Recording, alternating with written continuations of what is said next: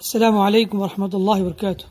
الحمد للہ رب العالمین والصلاة والسلام علی نبینا محمد وعلی آلہ وصحبہ اجمعین۔ بھائیوں، آج دیکھتے ہیں کہ نماز کسوف یعنی سورج گرہن کی نماز ادا کرنے کا کیا طریقہ ہے۔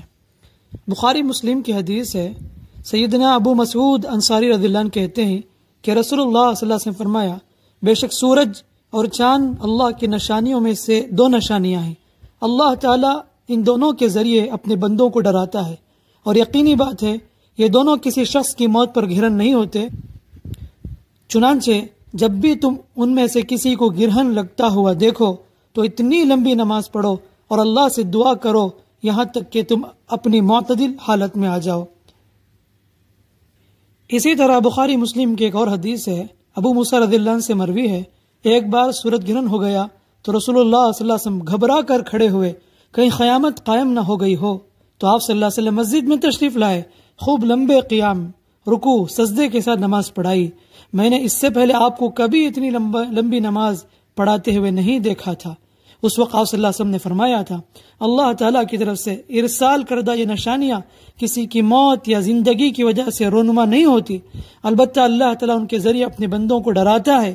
چنانچہ اگر تمہیں اس قسم کی کوئی نشانی نظر آئے تو فوری طور پر ذکر الہی، دعا، استغفار میں مگن ہو جاؤ۔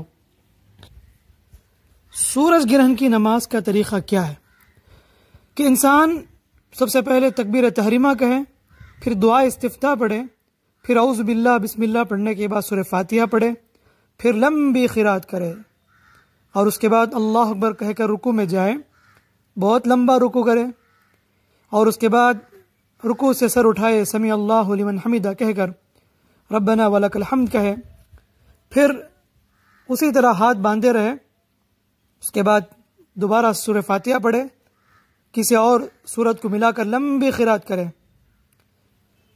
قرات کرنے کے بعد پھر دوسری بار اللہ اکبر کہہ کر رکوع میں جائے، پھر رکوع سے اٹھے، سمیع اللہ لمن حمدہ کہہ کر، پھر اس کے بعد سجدے کو جائے، دو لمبے لمبے سجدے کرے، اور اسی طرح دونوں سجدوں کے درمیان بھی کافی دیر تک بیٹھے رہے، پھر اللہ اکبر کہہ کر دوسری رکعت کے لیے کھڑے ہو، بالکل پہلی رکعت کی طرح دوسری رکعت بھی ادا کرے، یعنی پہلے سورہ فاتحہ پڑھے، پھر لمبی قرات کرے، پھر رکوع کو جائے، پھر رکوع سے اٹھے، سمیع اللہ لمن حمدہ کہہ کر، پھر ایسے ہی قرات جاری رکھے، سورہ فاتحہ پڑھ کے دوبارہ ایک اور سورت پڑھ لے، پھر رکوع کرے، پھر رکوع سے اٹھے، رکوع سے اٹھنے کے بعد پھر دو سجدہ کریں اور اس کے بعد تشہد بیٹھے، آخر میں سلام پھیر دے۔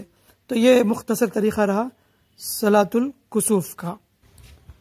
محترم حضرات، چاند اور سورج گرہن سے متعلق بہت سی بدشگونیاں اور خرافات لوگوں میں پائی جاتی ہیں۔ مثلا بعض لوگ سورج گرہن کو آپ صلی اللہ علیہ وسلم کے بیٹے کی وفات سے منسوب کرتے ہیں اور اپنے یقین کو اور پختہ بناتے ہیں کہ جس دن سورج گرہن لگے گا ضرور برا دن ہوگا۔ اس طرح کا عقیدہ رکھنا بہت غلط ہے۔ اسی طرح اکثر یہ بات کہی جاتی ہے کہ حاملہ خواتین کو چاہیے کہ سورج یا چاند گرہن کے وقت لوہے کی کسی بھی تیز چیز جس میں قینچی، چاقو وغیرہ شامل ہیں اس کا استعمال نہ کریں، اس جیسے امور سے اجتناب کریں، ورنہ پیدا ہونے والا بچہ معذور پیدا ہوگا۔ اس طرح تصور کرتے ہیں، یہ عقیدہ رکھنا بالکل غلط ہے۔ ایسا کچھ افیکٹ ہونے والا نہیں حاملہ خواتین کو سورج گرہن کی وجہ سے۔ اسی طرح بعض لوگ سورج گرہن اور چاند گرہن کو منحوس سمجھتے ہیں۔ جس دن گرہن نکلا ہو اس دن کو بدقسمتی کا دن سمجھا جاتا ہے، یہ شگون لیتے ہیں کہ ان کے ساتھ ضرور کچھ برا ہونے والا ہے۔ بہرحال خلاصہ یہ ہے کہ سورج اور چاند اللہ کی نشانیوں میں سے دو بڑی نشانیاں ہیں۔ اللہ تعالیٰ اس کے ذریعے بندوں کو ڈرانا چاہتا ہے، تو ہمیں چاہیے کہ نمازوں کا اہتمام کریں، دعا کریں، استغفار کریں، صدقہ و خیرات کریں۔ اللہ تعالیٰ یہ بتانا چاہتا ہے کہ یہ اتنی بڑی مخلوق اللہ تعالیٰ کی، اللہ تعالیٰ اس کی روشنی چھیننے پر قادر ہے۔ ایک دن آنے والا ہے، ساری دنیا فنا ہو جائے گی، ساری کائنات تباہ ہو جائے گی، تو گویا کہ یہ اللہ تعالیٰ ان ساری چیزوں کے ذریعے ہمیں ڈرانا چاہتا ہے۔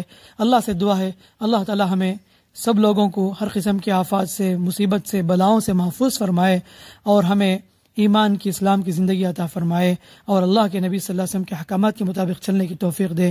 آمین۔ والسلام علیکم ورحمۃ اللہ وبرکاتہ۔